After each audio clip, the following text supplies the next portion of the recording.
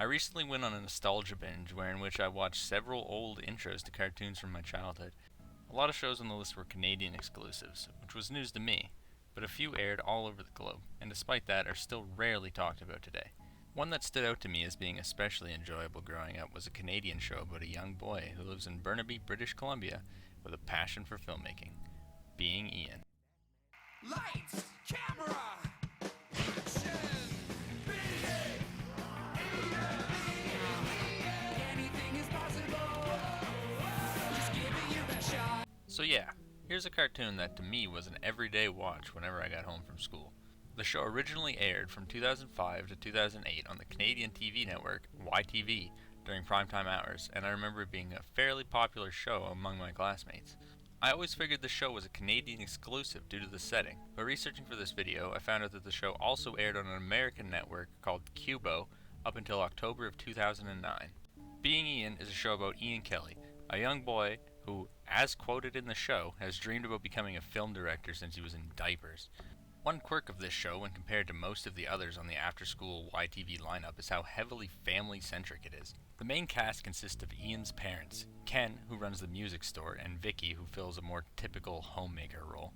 Aside from them, his two older brothers Kyle, the cool and lazy eldest brother, and Corey, whose most notable personality traits are wanting Kyle to think he's cool and being stupid. This family of five get the majority of the screen time, and even Ian's best friends are typically secondary. Ian's closest friends, Tyrone, or Ty for short, has no real trope-based personality. He's just kind of a good friend who helps Ian out and acts like a boy of that age group. Then we have Sandy, who is a tomboy and somehow manages to be the alpha male of their little clique. She fills a similar role to Spinelli in Recess, including an episode centered on the idea that she wants to enter a beauty contest to beat out a popular girl at school.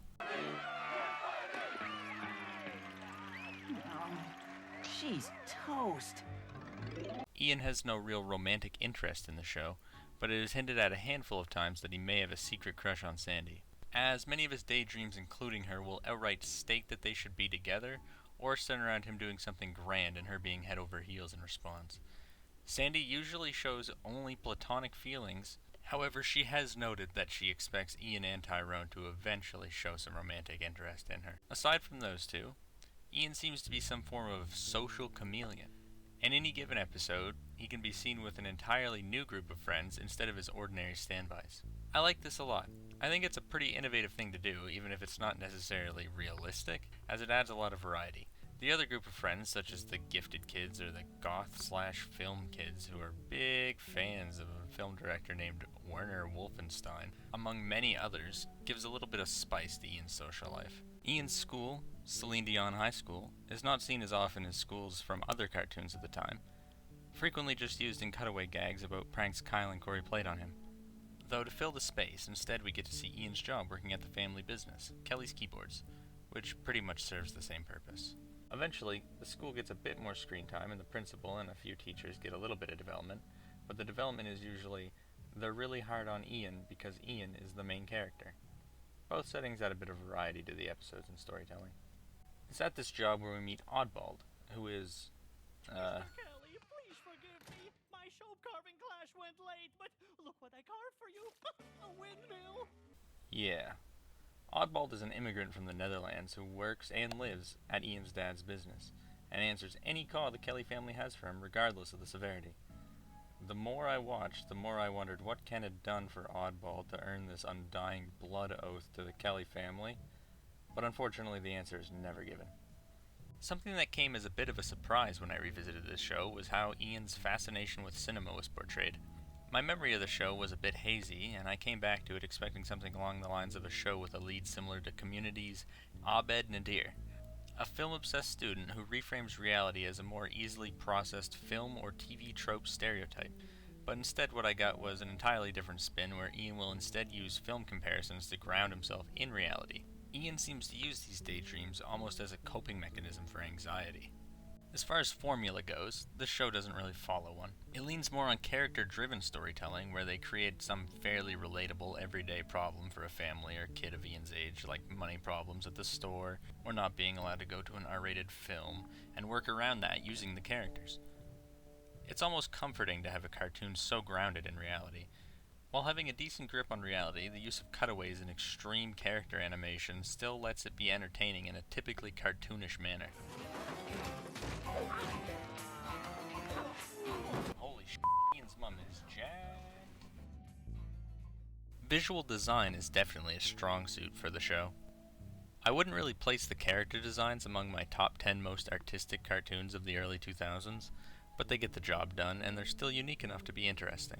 Where the animators really shine is the aforementioned use of cartoonish and ridiculous animation, which provides almost all the comedic effect to any given scene, oftentimes stealing the spotlight even from the dialogue. While the Kellys may find themselves in situations that would otherwise be considered mundane in other cartoons, the over-the-top animation and strong use of clashing character tropes can elevate it to levels that I personally consider fairly entertaining most of the time.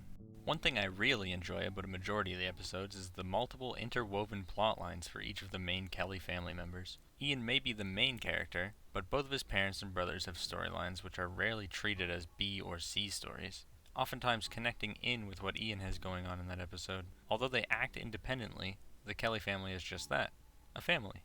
A lot of the reasons that the issues that pop up from episode to episode may feel normal or relatable is because the show is actually based on the life of series creator Ian James Corlett, who also grew up in Burnaby, British Columbia with a fascination for film.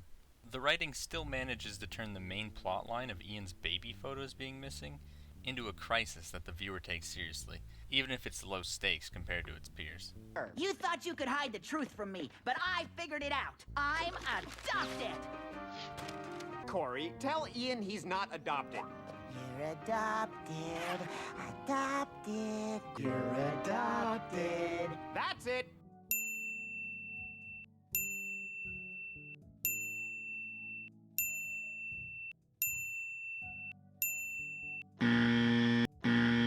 Two of the most enjoyable characters that I haven't mentioned yet are both of Ian's grandmothers, Grandma Kelly and Grandma Mensky, who defy all logic by spicing up the plot lines when they're supposed to be the old, boring characters. Upon rewatching the show, I think my favorite episode had to be The Kellys, solely because of the side story where the two of them struggle to come to terms with the fact that they are, Nothing to do but run out the clock as the inevitability of death creeps closer and closer and slide over.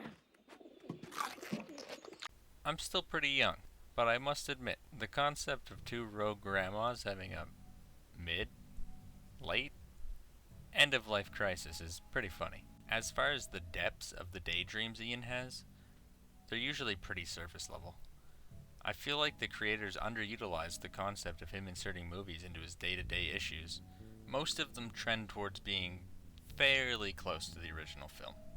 Umpy and lumpy, foogly-doo. For our new jobs, we'd like to thank you. Umpy and lumpy, foogly-dee. We'll work real hard, you just wait and see. How is this legal? Depth may be the biggest issue for the show. Out of 65 episodes, being Ian doesn't really ask any questions, nor does it teach too many lessons. Most of the time, the lesson comes down to, do good by your family, or if you work together on a problem, it'll all come together. That's not too big of a downside in my eyes.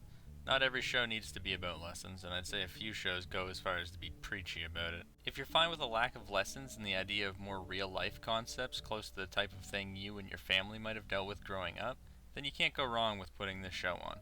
In retrospect, it feels more akin to the formulas presented in late 80s, early 90s family sitcoms like Full House than other cartoons in the era. So, if you're one of the few, like myself, that remember this little gem from back in the day, whether it's always been one of your favorites or if it's been wedged deep in your subconscious for next to 2 decades and seeing the thumbnail of this video awakens some hazy nostalgia, why not go back and watch a few episodes? Hop into those iconic red kicks, though they might be super glued to the floor, and just for a moment, you might know how being Ian feels. So, everything's back to normal.